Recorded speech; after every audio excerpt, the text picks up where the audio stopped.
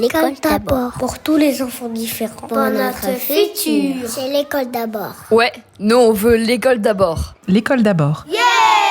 Bienvenue dans l'école d'abord. Bonjour Élise. Bonjour Élise. Bonjour Grégoire. Bonjour. Alors Grégoire, on est super contente de te recevoir aujourd'hui. Alors tu as quand même un parcours professionnel qui est très prolifique. Est-ce que tu peux te présenter? Je crois que ça m'arrange en fait. Donc, je suis professeur à l'université, professeur de psychologie de l'enfant et de l'adolescent et de neurosciences cognitives de l'éducation à l'université Paris-Cité, et je dirige un laboratoire du CNRS, du Centre national de la recherche scientifique, qui est le laboratoire de psychologie de développement et l'éducation de l'enfant, qui a la particularité d'être à la Sorbonne, dans le vieux bâtiment de la Sorbonne. On est une 60aine dans ce laboratoire. Ok. Alors nous à l'école, on te connaît surtout pour les jeux que tu développes avec Olivier Houdet, c'est ça, qui s'appelle FlexiGame, qu'on utilise à l'école. Ça permet de travailler l'inhibition avec le fameux Captain Stop et Captain Inhibition. Captain Inhibition. C'est le stop là. Ouais, c'est le stop. Et on invite toutes les enseignantes et les enseignants qui ne connaissent pas à découvrir et voir à s'équiper dans leur école. Mais avant de devenir tout ça, Grégoire, tu as eu donc une scolarité et je t'avoue que ça nous intéresse beaucoup de connaître le parcours scolaire de nos invités. Et donc, Élise, je crois que tu avais une question. Et oui, quel est ton premier souvenir d'école? Mon premier souvenir d'école, j'en ai deux. J'ai un premier souvenir d'une école à côté de Jussieu, dans lequel je pense que je suis en grande section de maternelle, où je dois faire la sieste l'après-midi et j'arrive pas à faire la sieste et je pense que je me fais engueuler parce que je fais pas la sieste. Donc, quelque chose comme ça. Ça, c'est mon premier souvenir. Mon deuxième souvenir, c'est un souvenir assez traumatisant de l'école et qui en fait m'a un peu marqué ensuite sur le reste de ma scolarité, mais je pense aussi en partie de ce que j'essaye de faire aujourd'hui dans mes recherches plus appliquées sur les questions éducatives. Je suis en CP, on monte à un moment de l'année, on monte une pièce de théâtre. Donc chacun a un rôle et puis moi, c'est pas un moment où je vais très très bien, donc je pense que je dois pas choisir de prendre un rôle. Et comme je suis assez émotif à ce moment-là, je dois commencer à mon avis à pleurer. Et donc là, l'enseignante pointe le doigt vers moi, elle me dit t'auras qu'à faire le seul pleureur. Et ça, c'est mon premier vrai rapport à l'école. Et ça m'a quand même beaucoup marqué pour le reste de ma scolarité. Oui, donc c'est un peu traumatisant quand même ce souvenir-là. C'est pas que c'est traumatisant, mais c'est l'impression, je pense, et on pourra y revenir, mais c'est l'impression que on a mis un coup de canif dans le contrat, en fait, dans le contrat pédagogique et éducatif qu'on passe entre les enseignants et les élèves et entre l'institution et les parents. C'est en gros, on va être bienveillant avec vos enfants. Et là, on n'était plus dans la bienveillance, clairement. Alors peut-être qu'elle l'a dit par une espèce de boutade, mais j'ai l'impression que c'était trop difficile pour un enfant de 6 ans de comprendre même le caractère ironique qu'il pouvait y avoir derrière le propos. Puis surtout faire de l'humour avec un enfant de cet âge-là, quand a priori il va pas bien, c'est vrai que c'est peut-être compliqué de pouvoir réguler ses émotions et de trouver ça drôle, quoi. Oui, et je trouve que ça met en exergue finalement l'enjeu aussi de l'école, de se dire que bien sûr qu'elle a pour vocation à travailler sur des dimensions très cognitives des apprentissages, mais elle peut pas faire fi des émotions des élèves. C'est-à-dire que les émotions des élèves, c'est en fait un préalable à rentrer dans les apprentissages et on casse d'une certaine manière leur rapport au savoir. Et je trouve le rapport aussi à l'école, c'est-à-dire que quand les enfants vont moins bien, par définition, ils ont plus de difficultés à apprendre et ils ont un rapport à la scolarité et à l'école qui peut, de ce fait-là, se construire peut-être un peu différemment. Et donc, revenons à ta scolarité, parce que là, c'est parti tout de suite. Alors, c'est très intéressant, mais nous, ce qu'on veut savoir, c'est ma scolarité. Et donc, maternelle. Donc, si je comprends bien, Île-de-France, enfin, région parisienne Paris. Paris, Paris, à côté de Jussieu, pour école maternelle, enfin, une partie de mon école maternelle. Donc, dans le 5e Dans le 5e, ouais. Et à partir du CE1, je rejoins l'école Saint-Méry. Ah, ok. Donc, allez à Saint-Méry. Un peu particulière. C'est l'école ouverte. C'est une école à air ouverte. Là, c'est effectivement le positif et l'expérience positive de l'école. C'est une école dans laquelle on va travailler beaucoup plus sur des dimensions qui sont aussi liées, je dirais, aux dimensions socio-émotionnelles. Les apprentissages restent des apprentissages formels, mais on les construit peut-être un peu différemment. Et l'ouverture de ces grands plateaux, en fait, complètement ouverts, faut qu'il y a beaucoup plus d'interaction. Alors ça peut paraître paradoxal aussi aujourd'hui. C'est-à-dire que effectivement, j'étais souvent au fond de la salle et j'entendais en même temps le cours d'à côté et le troisième cours, puisque je me rappelle bien les souvenirs que j'ai très prégnants de cette école, c'est en CM2. Et donc, en CM2, il y a les 3 classes qui sont dans un coin de l'école. Et en fait, moi, je suivais en même temps quasiment les 3 cours. Ou je suivais pas les 3 cours, plutôt. Dans cette école-là, on peut choisir l'endroit où on veut aller, le cours que l'on veut suivre, alors, non? Pour le coup, non. C'est juste que c'est décloisonné. Voilà, c'est décloisonné. Et il y avait une autre particularité, c'est que sur certaines activités, et qui relevaient pas des activités qui relèvent des enseignants de la ville de Paris, sur certaines activités, c'était l'enseignant de la classe A qui venait faire la classe B, et ainsi de suite. Et donc, notamment, je me souviens qui m'est resté d'ailleurs, de travail autour du calcul mental par un des enseignants, et qui forge encore aujourd'hui ma capacité à gérer assez rapidement les multiplications, les additions, les soustractions. Enfin, je suis assez à l'aise avec les chiffres. Je pense grâce à cet enseignant qui, en fait, nous avait fait beaucoup travailler sur le calcul mental, et donc c'est resté. C'est-à-dire que j'ai plus de facilité, je dirais, à manipuler des chiffres, alors que je suis pas forcément très bon en maths. Enfin, c'est pas... Parce qu'il faisait ça comment? Par de la manipulation? Non, il n'y avait pas de la manipulation. C'était très, en fait, c'est amusant parce que c'était très classique en fait comme approche. On faisait des espèces de concours de calcul mental, et on faisait ça, je crois, le samedi matin. Donc on avait cours le samedi, et il y avait toujours une séquence où on faisait des petits exercices ou des petites compétitions de calcul mental. Et en fait, ça marchait assez bien. Alors après, peut-être que ça marchait pas pour tous les élèves. Ça, c'est un premier souvenir. Le deuxième, c'est en fait le rapport à la lecture, parce qu'il s'est construit dans cette école. Il y avait un CDI absolument incroyable dans cette école. Voilà, il est souvent cité en exemple. Et cette bibliothèque, j'ai passé énormément de temps. Et donc, à partir du CE1, j'ai commencé à devenir alors que j'avais eu plein de difficultés pour apprendre à lire en CP. Donc, j'étais pas très intéressé par ça. Puis, j'avais un rapport un peu conflictuel avec la maîtresse depuis cet épisode du Sol pleureur. Et en fait, je suis arrivé dans cette école, et c'est là où j'ai découvert finalement le plaisir de la lecture. Et c'est resté comme un marqueur ensuite de cette scolarité du CE1 jusqu'au CM2. Et donc, je suppose que ce sont tes parents qui ont fait le choix de cette école. Et est-ce qu'ils t'en ont parlé à l'époque, ou alors est-ce que vous en avez parlé depuis? Pourquoi est-ce qu'ils ont choisi en particulier cette école? Je pense qu'il y a plusieurs facteurs. Bon, d'une part, moi, mes parents étaient séparés. Ils sont séparés quand j'étais très jeune. Donc, en fait, moi, je les ai jamais connus ensemble. Et donc, j'ai toujours vécu dans 2 lieux à Paris. Donc, on a toujours choisi des écoles qui étaient un point médian entre ces 2 lieux. Alors, en l'occurrence, je sais pas pourquoi celle-là, si ce n'est qu'elle était à l'intersection de 2 lignes, la ligne 7 et la ligne 1. Et donc, ça permettait d'aller, que ce soit de chez mon père ou de chez ma mère, à peu près sans trop de difficultés dans cette école. Et j'avais en fait un ami d'une des voisines dans mon immeuble qui allait dans cette école, donc ça simplifiait aussi les trajets, parce que ma mère avait des médecins, donc elle avait des horaires décalés, donc c'était pas, décalés, en tout cas, elle finissait pas forcément, elle pouvait pas aller me chercher à 4h30, donc ça, ou m'emmener le matin, donc ça créait un facteur de facilitation. Donc je pense que c'est pour ça que je suis allé là. Pour autant, ça résonne avec aussi des engagements qui sont des engagements militants de mes parents. En fait, mes parents étaient très engagés dans les mouvements d'antipsychiatrie. Moi, je suis né dans une communauté à l'extérieur de Paris, et donc je pense que ça résonnait aussi, ces pédagogies nouvelles. C'est quoi la communauté à l'extérieur de Paris? Non, c'était une communauté d'antipsychiatrie, donc c'était des médecins souvent qui ont décidé à un moment donné, à la fin des années 70, de faire sortir les malades de maladies psychiatriques des hôpitaux psychiatriques, et de les prendre en charge en fait dans le cadre de ces communautés. Et moi, je suis né dans cette communauté à Antony, donc je pense qu'il y avait aussi, cette école qui a quand même très fortement inspiré des pédagogies nouvelles, et il me semble de la pédagogie Freinet. Finalement, elle avait aussi, je dirais, au cœur des valeurs qui sont des valeurs qui étaient partagées dans ma famille. Oui, c'est pas complètement un hasard, c'est pas juste parce que c'était entre 2 domiciles. Oui, si ce n'est que pour une raison complètement en décalage et en orthogonale avec les engagements de mes parents, je ne sais pas pourquoi, cette première école dans le 5e était une école privée catholique, ce qui est complètement surprenant, parce que mes 2 parents sont absolument pas catholiques. Je n'ai jamais été élevé dans le cadre de la religion, je suis pas baptisé, quoi que ce soit, on est plutôt de gauche, voire d'extrême gauche dans ma famille, donc en tout cas, la culture était plutôt d'extrême. Donc le Sol pleureur, c'était dans le privé. Ouais. C'est pour ça qu'il faut le dire, en fait. C'était pas dans l'école publique. Voilà ce qui se passe dans le privé. Bon, je plaisante évidemment. Je caricature. Mais en tout cas, c'était... Et pour le coup, je n'ai aucune idée, mais je pense que c'était une contrainte spatiale, en fait, de là où habitaient mes parents. Et je n'ai aucune idée de pourquoi, et je leur ai pas demandé pourquoi je me suis retrouvé dans cette école, qui franchement n'était pas du tout adaptée.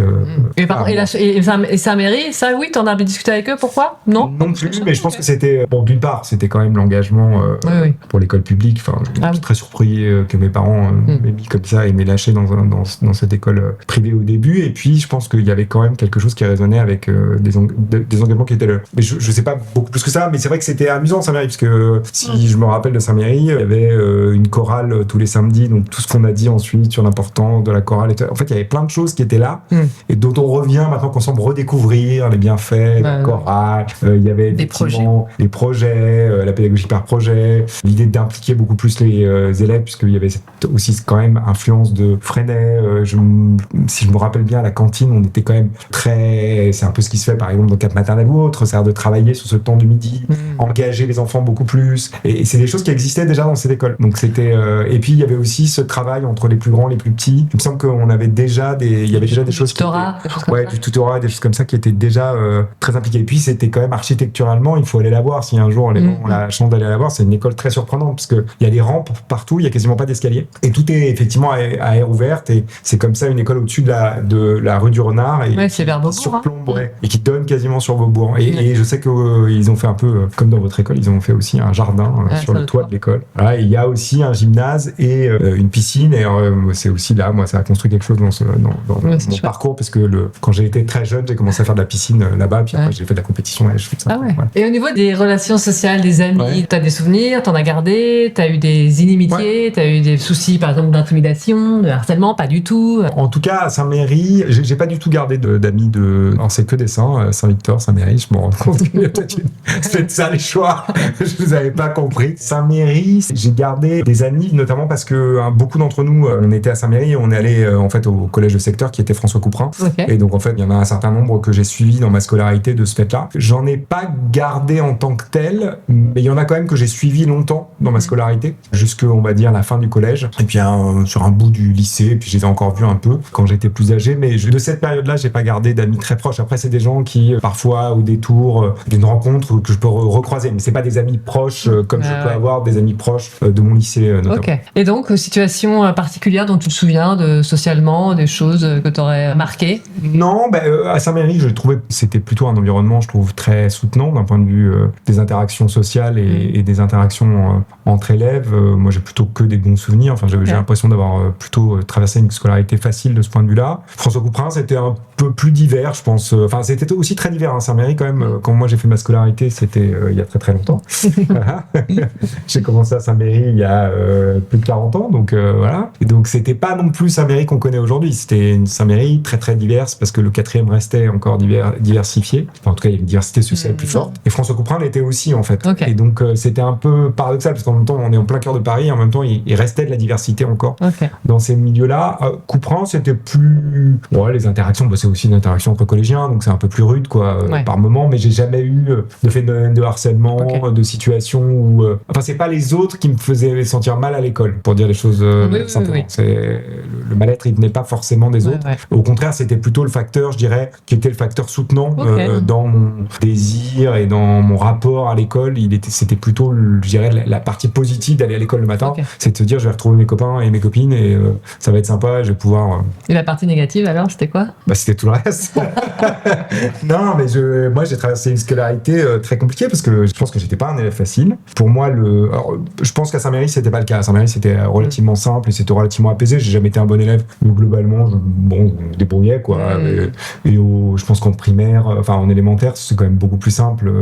On peut avoir des difficultés ou autres, mais il y a moins de pression, de la performance, moins de complexité dans les interactions entre les enseignants et les élèves. Je pense que ça se révèle plus au moment du collège. Et pourtant, pardon, je te coupe, mais tu avais quand même des interactions avec d'autres professeurs, parce que tu dis que vraiment ils fonctionnaient ensemble. Tu n'avais pas juste un professeur, parce que ils fonctionnaient en équipe. Souvent, ce qu'on dit, c'est la différence entre l'élémentaire et le collège, c'est que tu as un professeur en élémentaire et au collège, tu en as plusieurs. Donc là, pourquoi c'est plus difficile au collège, puisque tu avais déjà une interaction avec plusieurs professeurs? Parce que je pense que c'était pas tant les interactions avec les enseignants qui pouvaient me stresser ou m'angoisser, sauf enseignants très spécifiques, un peu complexes à gérer, ou qui avaient des complexités, je pense, qui avaient donc des répercussions sur les interactions avec les élèves. Mais c'est plutôt, je pense, parce qu'on est dans un autre rapport au savoir, on est dans un rapport beaucoup plus évaluatif au savoir. C'est-à-dire qu'on fait de l'évaluation sommative à partir du collège, on n'est plus dans cette espèce d'évaluation formative, surtout quand on venait de Saint-Méry, où effectivement l'évaluation était présente, mais elle était quand même très très très en avance par rapport à... Enfin,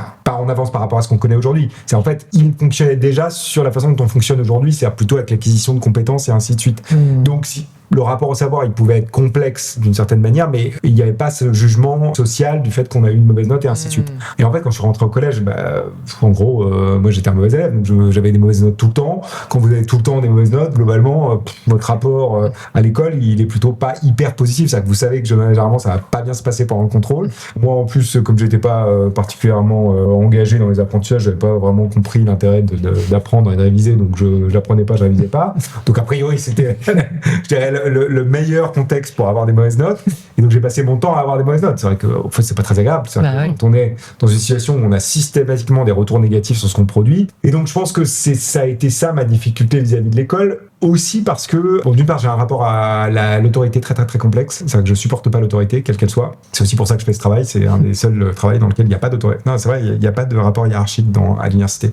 Ce qui est très agréable parce que, en fait, d'une certaine manière, je peux faire un peu ce que je veux. Et ça, c'est la garantie que je fasse quelque chose. Parce que si on essaie de m'imposer un truc, généralement, ça marche pas. Et c'était vrai depuis que je suis tout petit. Et il y avait le côté arbitraire du savoir. Et ça, je supportais pas. C'est-à-dire que le fait qu'on puisse pas m'expliquer pourquoi je devais apprendre telle ou telle notion, chez moi, alors je le dis pas, bien sûr, j'ai eu des profs fabuleux qui m'ont hyper intéressé et ainsi de suite, mais j'ai aussi eu, et on en a croisé dans la scolarité, parfois des enseignants, alors pour des raisons personnelles, pour des raisons aussi peut-être générationnelles, de formation, qui avaient des rapports, je dirais, très descendants au savoir et qui n'avaient pas forcément, je dirais, aussi si ce n'est les capacités, la volonté d'expliquer l'enjeu de ces apprentissages. Et alors là, c'était la meilleure façon de me bloquer. Dans ce cas, je me disais, bon, je le fais pas. Et comme en plus, j'étais très insolent, tout ça faisait un mix un peu compliqué. Donc, je crois que j'ai eu, si je reprends mes bulletins du collège, je crois que j'ai eu avertissement de travail, avertissement de discipline à peu près tous mes trimestres, toute ma scolarité. Voilà. Donc, voilà. Pour toi, tu le vivais comme des sanctions, j'imagine, les notes, les bulletins, tout ça. Et puis je trouvais que c'était injuste, quoi. Ouais. Je trouvais l'institution en tant que telle injuste. Je me faisais virer. Exclure, tu veux dire plusieurs jours ou virer carrément du collège? Non, je me suis fait exclure plusieurs jours, je sais plus sur quoi, j'avais dû dire une énième truc, alors qui sur le fond était évidemment extrêmement insolent, mais sur je pensais que dans sur la forme tu étais insolent, mais sur le fond c'était sans doute injuste. Il y a un fond de vérité, d'injustice que j'avais perçu, et à l'adolescence on sait bien que l'injustice elle est très très difficile à gérer. Et puis, mais par ailleurs, au niveau des copains et des copines, c'était top, hein. Enfin, moi j'ai passé des moments fabuleux, en plus c'est au cœur, c'est juste à côté de l'hôtel de ville, on se balade, on est au cœur de Paris. Enfin, mais tes parents là-dedans, ils disaient quoi? Ouais, alors moi, c'est un peu ce que je dis toujours. J'ai l'impression de raconter ça. Alors les gens disent oh là là, mais moi je dis j'en suis là parce qu'en fait j'ai des parents qui m'ont soutenu de façon incroyable. C'est-à-dire que d'une part ils m'ont soutenu culturellement. C'est deux intellectuels, c'est deux médecins, c'est des gens qui lisent énormément, qui ont toujours été très engagés sur des causes sociales, qui m'ont toujours mis dans des environnements dans lesquels j'ai été en contact avec plein de gens. Donc en fait oui, j'apprenais pas à l'école, mais en fait moi dans ma maison il y avait des livres partout. On passait notre temps à aller au musée, faire des grands voyages, aller au théâtre et ainsi de suite, être avec des musiciens. Donc voilà, j'ai pas eu une enfance comme les autres d'une certaine manière. Donc ça a évidemment enrichi finalement, et évidemment que tous les apprentissages se font pas à l'école. Enfin, je veux dire, oui. Le cadre scolaire, ça n'est qu'une partie de l'apprentissage. On peut très bien apprendre en dehors de l'école. Moi, mes parents, ils étaient très soutenants. Après, ils étaient aussi complètement, je dirais, dépassés par mon manque de volonté de vouloir m'impliquer. Après, je sais pas, moi, j'ai fait des choses. Je suis notamment. Alors, mon père était beaucoup plus distant par rapport à l'école. C'est pas forcément quelque chose qu'il comprenait bien, surtout que lui, il vient d'un autre système éducatif. Il vient du système éducatif allemand. Donc, c'est quand même très différent comme rapport à l'école, même comme construction du temps scolaire, le rapport aux apprentissages, même la valorisation, par exemple, de l'apprentissage, du travail manuel comme aussi ayant une valeur. C'est très différent de l'école française. Donc je pense que lui, il comprenait pas très bien, il était un peu en retrait, et ma mère, elle essayait de me soutenir, mais bon, je veux dire, on se retrouvait à devoir le dimanche soir avec le Legardi Michelet, essayer de faire les thèmes et les versions latines, et généralement ça se passait pas bien, quoi. Ouais. Comme j'étais nul et que, bon, elle était quand même bien meilleure que moi, mais quand même pas non plus totalement bilingue latin classique, généralement j'avais des très mauvaises notes. Donc t'avais des bonnes notes en allemand? Non, très mauvaise. Très mauvaise. Mais alors ça, c'était conjoncturel aussi, ça, que j'ai commencé à faire de l'allemand, en fait, pour parler avec ma grand-mère, et je suis rentré en 6e et que j'ai commencé l'allemand, et il s'avère que ma grand-mère est morte. Je voyais plus trop l'intérêt de faire de l'allemand, comme c'est vrai que la vraie perte de chance, c'est que mon père aurait dû me parler allemand quand j'étais petit, et il m'a jamais parlé allemand. Alors, raison, je pense que c'est aussi une génération particulière, après la guerre, la culture germanique et ainsi de suite, et donc ça veut dire que c'est dommage, parce qu'en fait, aujourd'hui, je parlerais l'anglais que je parle plutôt bien, et l'allemand, et ça serait génial, et ça serait une vraie vraie chance. Donc j'ai pas eu cette chance-là. Et puis le reste du parcours scolaire. Juste pour savoir, t'es quand même passé de classe en classe, malgré les avertissements et les conseils électifs, t'es passé. Ouais, alors c'est vrai, je suis passé. Je pense qu'on a beaucoup forcé les passages. Oui, mais t'avais du bagage culturel, comme tu dis, donc en français, et tout ça, ça devait quand même aller. Bah, ça allait, mais c'était franchement, moi je pensais que j'étais en fait pas si mal, et en fait j'étais catastrophique. J'avais trouvé mes bulletins. En fait c'est catastrophique, mais sur toutes les matières. Je suis nul dans toutes les matières. Je me suis dit, ah ouais, quand même, j'étais vraiment nul. Là, je me disais, j'avais un peu reconstruit a posteriori un faux souvenir sur ouais, mais quand même, il devait dire que c'était quand même, c'est dommage, il doit faire plus. En fait, que là, non, il disait, il est nul. Et ainsi de suite. Enfin, il disait pas comme ça, évidemment. Oui, bien sûr, mais quand même. Il n'y avait pas beaucoup d'espoir, quoi, c'est ça? Ouais, il n'y avait pas beaucoup d'espoir, puis bon, j'étais pas très. Mais il te faisait passer. Mais il me faisait passer quand même. Alors, je pense beaucoup, enfin, je sais que ma mère a beaucoup, voilà, soutenu, argumenté, œuvré pour que ça se passe. Et puis, en fait, en troisième, j'ai été l'un des. Alors, c'est amusant, parce que maintenant, évidemment, je travaille avec l'académie, ainsi de suite, mais à ce moment-là, l'académie a perdu mon dossier.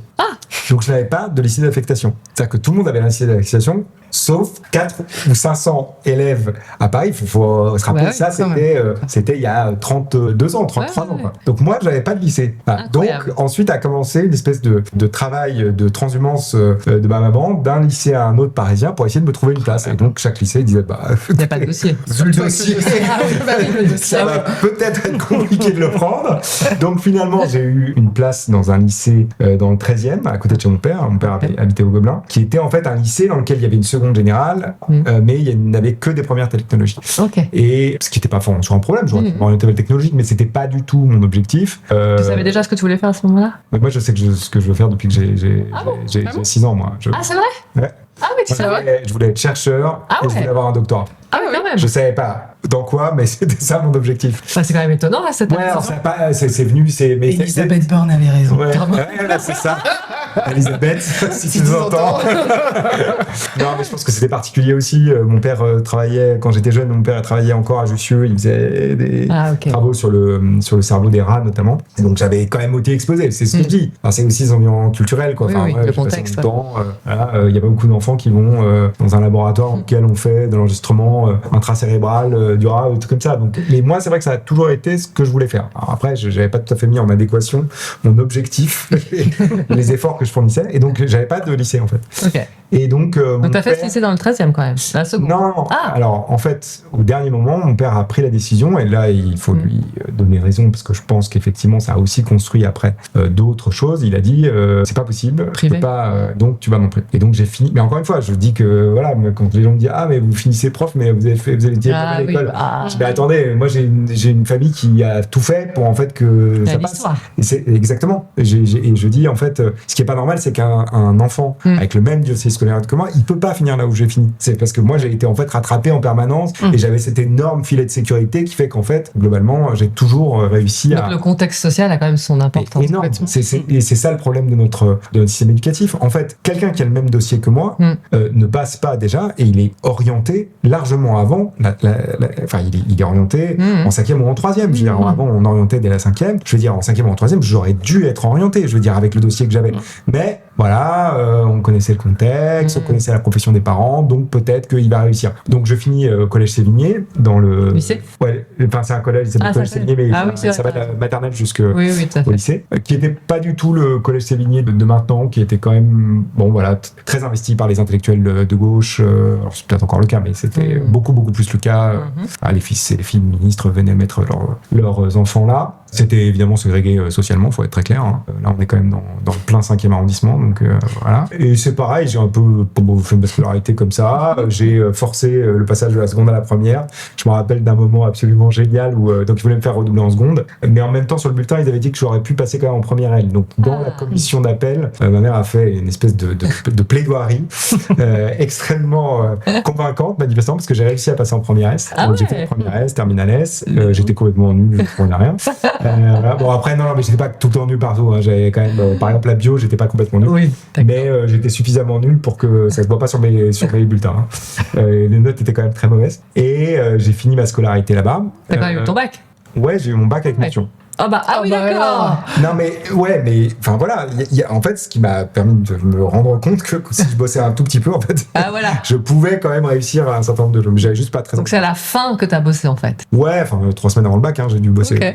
2 semaines, enfin je sais pas, j'ai pas fait plus en fait, j'ai pas fait beaucoup plus, voilà, et j'ai eu le bac avec mention, alors et en plus avec une histoire que j'avais un tiers-temps parce que je m'étais cassé les doigts, donc j'avais fait une demande de tiers-temps au rectorat, enfin je me suis endormi pendant une partie de non mais j'avais tout, vraiment on a l'impression d'un mauvais film quand on voit ma scolarité, et puis cette scolarité elle a aussi été fantastique parce que j'ai rencontré plein de gens qui sont restés mes amis en fait jusqu'à maintenant, et j'en ai gardé du collège, mais c'est vrai que ceux du lycée sont les amis que j'ai encore aujourd'hui, quoi. C'est chouette. Ils ont constitué aussi, et c'est vrai que j'ai rencontré des gens. Alors je trouve dommage parce qu'il y a moins de mixité que celle que j'avais de mes amis au collège, dans lequel j'avais des gens qui venaient de deuxième génération d'immigration, plutôt Yougoslavie européenne et portugaise et d'Algérie, ce qui je trouvais génial parce que là on avait une impression d'ouverture. Je peux pas dire la même chose sur c'était un peu plus orienté au collège Sévigné, mais j'ai en même temps rencontré des gens absolument fantastiques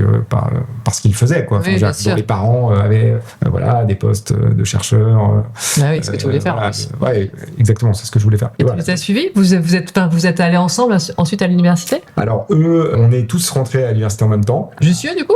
Non, alors moi pas. Enfin si, Jussieu, mais en médecine. Ok. Et j'ai vite compris que c'était un mauvais choix parce que globalement c'était à peu près le même arbitraire. En pire. Donc là j'ai dit bon ok, il faut que je parte vite.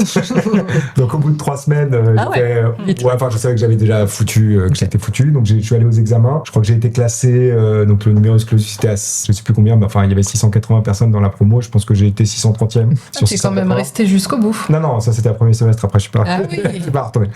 Et après, en fait, au lycée, j'ai rencontré celle qui a été la mère de mes enfants. Enfin, celle qui est toujours la mère de mes enfants. Enfin, je suis plus avec elle, donc j'ai celle qui a été, voilà. Et je l'ai rencontrée, en fait, au lycée. Et en fait, elle était en psycho. Je me suis dit, bon, ça a l'air sympa. Tiens, je vais faire psycho. Okay. Donc, je suis rentré en psycho comme ça, un peu pour voir, au grand espoir de ma mère qui se retournait en disant, mais c'est une voie de garage, tu vas jamais rien faire avec psycho. En peur qui dit, bon, tu veux bien voir ce que ça donne. Et puis, 3e année, j'ai commencé à faire de la recherche. Et puis, là, ça a plus tout à fait été la même chose. Voilà. Et j'ai rêvé ou t'es... Enfin non, j'ai pas rêvé parce que je suis sûr que je l'ai lu. T'es parti à Harvard après? Ouais, j'ai fait ma thèse en fait. J'ai commencé mes études dans l'université dans laquelle j'enseigne maintenant et dans laquelle je dirige ce laboratoire et dans lequel je fais mes recherches. Et ensuite, je suis parti à l'université Orsay, Paris-Sud Orsay, où j'ai fait ma thèse. Et après ma thèse, j'ai eu un post-doctorant, c'est-à-dire de chercheur contractuel à Harvard pendant 4 ans. Et donc, parce que t'avais postulé, t'avais envie de faire ça? En fait, j'ai rencontré le directeur d'un des laboratoires d'Harvard quand j'étais en 4e année et je faisais un projet de recherche sur des thématiques qui étaient proches des siennes. Et donc à ce moment-là, on a commencé à travailler ensemble. Et en fait, pendant ma thèse, il est venu 2 ou 3 fois à Paris pendant les 3 ans de ma thèse. Et en fait, on travaillait beaucoup ensemble. Et je pense qu'il a dû voir que j'étais pas complètement idiot et que ça pouvait être intéressant de m'avoir dans le périmètre. Et donc, j'ai eu un financement pour partir à Harvard. Pour la petite histoire, ce qui est drôle, c'est que le financement venait de la DGA, c'est la Direction Générale de l'Armement, alors que j'ai été réformé P4 ou P5, parce que je voulais absolument pas faire l'armée. J'ai fait un énorme bins au moment où je suis arrivé. Mais ils t'ont financé. Mais ils m'ont financé. Mais je suis pas sûr qu'ils savaient, en fait, cette problématique, qu'ils avaient toutes les informations par rapport à ça. Donc voilà, je suis parti avec toute. C'était comment cette expérience? C'était génial parce qu'en fait, alors les gens me croient pas forcément parce qu'ils pensent qu'une thèse c'est très très compliqué et tout ça, mais moi ça n'a pas été une expérience compliquée parce que psychologiquement c'est complexe. Une thèse ça dure 3 ans. Quand on est au milieu du temps de la thèse, on a l'impression qu'on a fait beaucoup et en même temps qu'il reste énormément à faire. Il y a quand même la nécessité d'écrire pour la première fois un manuscrit de 150 dans certaines disciplines c'est beaucoup plus. Donc il y a le rapport à l'écriture aussi qui est un rapport compliqué. Mais moi j'ai pas eu l'impression que c'était un moment où j'ai vraiment c'est un peu le moment où on fait les cours de conduite quoi. J'ai eu mon permis, c'était ma thèse, mais en fait j'ai appris à travailler quand je suis parti à Harvard.